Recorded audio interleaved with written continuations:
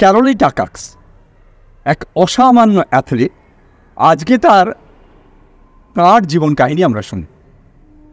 উনি মূলত পিস্তল শুটার ছিলেন এবং তার ছোটোবেলা থেকেই স্বপ্ন ছিল যে দেশের হয়ে অলিম্পিকে যাবেন, মেডেল আনবেন। 1936, অনেক প্রায় 90 বছর আগেকার কথা। তো 1936 অলিম্পিকের জন্য উনি একদম প্রস্তুত, দেশের হয়ে উনি নির্বাচিতও হয়েছেন। কিন্তু তখন অলিম্পিকের একটা নিয়ম ছিল যে মিলিটারি অফিসার না হলে ওই ইভেন্টে, মানে পিস্তল শুটিং ইভেন্টে পার্টিসিপেট করা যাবে না। অদ্ভুত নিয়ম, হার্ট ব্রোকেন। 1936 অলিম্পিকে ওনার যাওয়া হলো না। কিন্তু সুখের কথা, 1936 অলিম্পিকের পরেই কিছুদিন পরেই, মানে কয়েক মাসের মধ্যে এই নিয়মটা উঠে গেল। মানে পরবর্তী অলিম্পিক থেকে এই নিয়ম আর থাকলো না, মানে যে কেউ পার্টিসিপেট করতে পারে। যদিও উনি কিন্তু মিলিটারিতেই ছিলেন, অফিসার ছিলেন না, একজন সাধারণ ক্যাডেট ছিলেন মিলিটারি। তো উনি নতুন উদ্যমে নিজেকে প্রিপেয়ার করতে লাগলেন, ন্যাশনাল ইভেন্ট এবং তার বাইরেও বিভিন্ন ইভেন্টে যেতে থাকলেন, সেখানে প্রাইজও আনতে থাকলেন, মানে সেখানে মেডেলও পেতে থাকলেন। যেহেতু আমি বলেছি উনি মিলিটারিতে ছিলেন। 1938 মিলিটারি, তো জানোই তোমরা, আমরা সবাই জানি যে মিলিটারি যারা থাকেন তাদের নানা রকম কর্মকাণ্ড চলতে থাকে, মানে মিলিটারি ড্রিল হতে থাকে, মানে যুদ্ধ না চললেও মিলিটারি ড্রিল হতে থাকে, নানা ডিসিপ্লিন, নানা রকম তাদের অ্যাক্টিভিটিস থাকে। ওইরকম একটা ড্রিলের সময়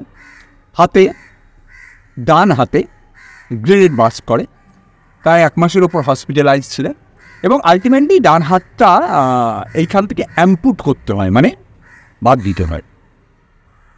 এবং উনি আমাদের অধিকাংশের মতোই রাইট হ্যান্ডার ছিলেন, মানে ডান হাতে খেতেন, ডান হাতে লিখতেন, ডান হাতে পিস্তল শ্যুট করতেন, মানে পিস্তল ধরতেন, ডান হাতেই সব কাজকর্ম করতেন। জীবন তছনছ, ভেঙে ছাড়খাড়, স্বপ্নের সমাধি। সময় লাগবে, আস্তে আস্তে সুস্থ হতে থাকলেন। আমরা তো জানি যে মানে স্বপ্ন নয় পেয়ে যাবে, তিনি জীবনটাকে চালাতে গেলে তার ওরিয়েন্টেশনটা চেঞ্জ করতে হয়। মানে এবার থেকে তাকে বাঁ হাতে খেতে হবে, বাঁ হাতে এই জামার বোতাম লাগাতে হবে, চুল আঁচড়াতে হবে, লিখতে হবে। খুব সিক্রেটিভলি 6 মাসের মধ্যে উনি বাঁ হাতে পিস্তল তুলে নিলেন এবং ওনার বাড়ির একটা ব্যাকইয়ার্ড, একটা ছোট্ট লন মতো ছিল, সেখানে প্র্যাকটিস করতে আরম্ভ করল। পরের বছর 1939 মাঝামাঝি, মানে এপ্রিল মে, ওদের ন্যাশনাল মিট হচ্ছিল। আচ্ছা, বাই দ্য ওয়ে, উনি হাঙ্গেরি দেশের মানুষ, তো হাঙ্গেরির ন্যাশনাল মিটে উনি চলে গেছেন। তো ওকে দেখে অনেকেই তো পরিচিত এবং সবাই প্রায় জানি যে ওর সঙ্গে কী ঘটেছে। বিশেষ করে এই ইভেন্টের পিস্তল ইভেন্ট বা শুটিং, তারা কাছে এসে কনসোল করতে থাকে, বলতে থাকে, সত্যি তোমার সঙ্গে যা ঘটলো এরম মানে বড় অন্যায়, মানে তোমার মতো এইরকম একজন প্রমিসিং অ্যাথলেটসের সঙ্গে যে দেশের হয়ে নেক্সট অলিম্পিকে তোমার মেডেল তো তুমি আনতেই, মানে সবাই আমরা জানতাম, তোমার সঙ্গে এরম ঘটলো। God is very unkind and all this thing. ও তো কী বলবে। এবং তারপর তারা বলে যে এই সত্য তুমি আজকে এসছো just to cheer us, so hats off to you. ও মানে স্মিত হাসে। এবার তো বিভিন্ন, মানে ওইরকম ন্যাশনাল মিট যখন হয়, বিভিন্ন ইভেন্ট চলতে থাকে। যখন 50 মিটার্স পিস্তল শুটিং ইভেন্ট আরম্ভ হয়, এক এক করে প্রতিযোগীর নাম বলছে, তারা গিয়ে দাঁড়াচ্ছে, শ্যুট করছে। এরপর পাবলিক অ্যাড্রেস সিস্টেমে নাম আসে, নাম হচ্ছে ক্যারোলি টাকাক্স। সবাই এদিক ওদিক তাকাচ্ছে। ক্যারোলি টাকাক্স আস্তে আস্তে দীপ্ত ভঙ্গিতে দাঁড়ায়। আমরা তো জানি এরকম একটা রিং হয় পিস্তল শুটিংয়ে, ওখানে দাঁড়ায়, বাঁ হাতে পিস্তলটা তুলে নেয়, বুলসাই। এভরিবডি ডাম্বফাউন্ডেড, স্বাভাবিক। এবং উনি ওই ন্যাশনাল মিটে জেতেন, মোস্ট প্রবাবলি গোল্ড পান, মানে প্রথম হয়। So from there onwards no looking back, একদম ভিগোরাস ট্রেনিং চলতে থাকে 1940 অলিম্পিকের জন্য। আর মাত্র 1 বছরের সময় নেই। এর মধ্যে অনেকগুলো বাইরের মিট, ইউরোপিয়ান সার্কিটের মিট, এই ধরনের ইয়েতেও উনি যেতে থাকেন, সেখান থেকে গোল্ড পেতে থাকেন। তো একদম ফুল অন প্রিপেয়ার। 1940 অলিম্পিকের জাস্ট কিছুদিন আগে অলিম্পিকটা কল্ড অফ হয়, বন্ধ হয়। সেকেন্ড ওয়ার্ল্ড ওয়ার তার কিছুদিন আগেই শুরু হয়েছিল। সেই কারণে স্বপ্নভঙ্গ তো মানে ছোট কথা, মানে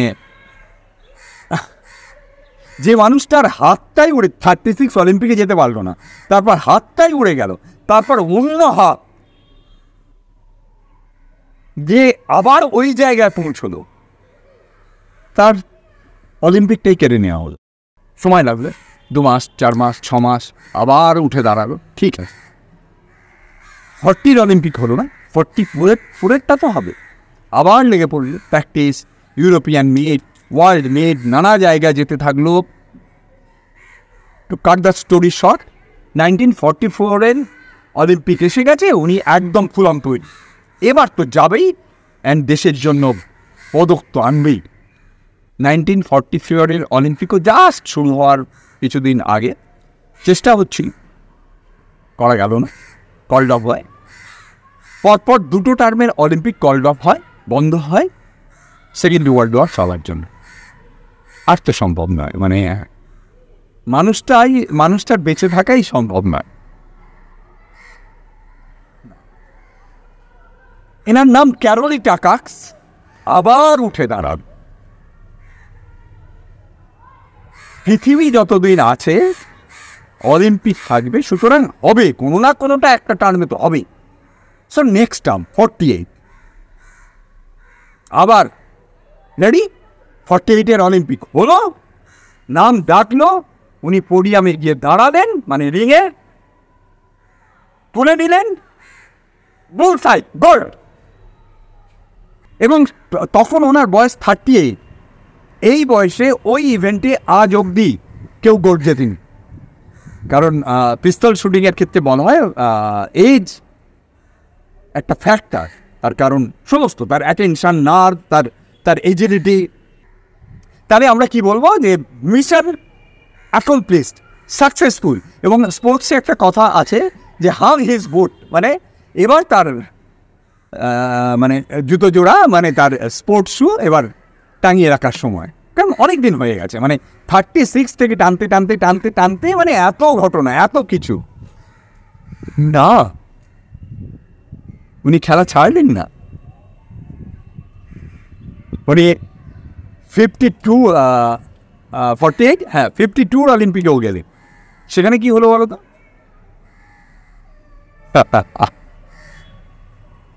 ইয়েস, এবার কর।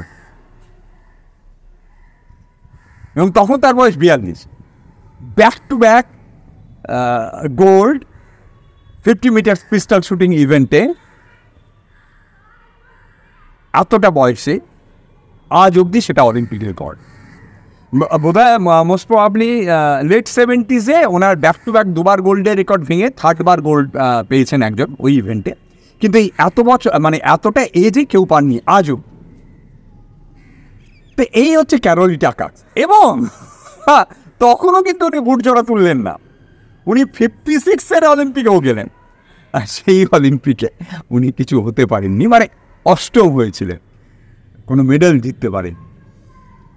এবং এই ক্যারোলিটা কাক্সের জীবনের গল্প আজ অবধি পৃথিবীর যে কোনো sports person, athlete, achiever, corporate house, school, college, anywhere and everywhere, তার জীবনের গল্প one of the main motivational, মানে কি বলবো, drive, motivational force for anybody and everybody. তো ওইটাই, মানে অপ্রা উইনফ্রের কাহিনীও বলছিলাম না, জীবনের কথাও বলছিলাম না, ওনার সেই বিখ্যাত কথা, if you want something you will do it. তুমি করবে, পৃথিবীর কিচ্ছু আটকাতে পারবে না। তুমি যদি চাও, তোমাকে চাইতে হবে। না আমি চেয়েছিলাম, আমি ভেবেছিলাম, আমার স্বপ্ন এটা ছিল, কিন্তু না হলো না, আমি চাইতে হবে সত্যি করে, পৃথিবীর কিচ্ছু বাধা হবে না। পয়সা করি, তোমার তোমার ধর্ম, বর্ণ, তোমার তুমি কোন পরিবেশে আছো, তোমার সুযোগ সুবিধে, তোমার গ্রামে থাকো, শহরে থাকো, হ্যাঁ না ত্যানা না। If you want something, you will achieve something. Okay, bye friends.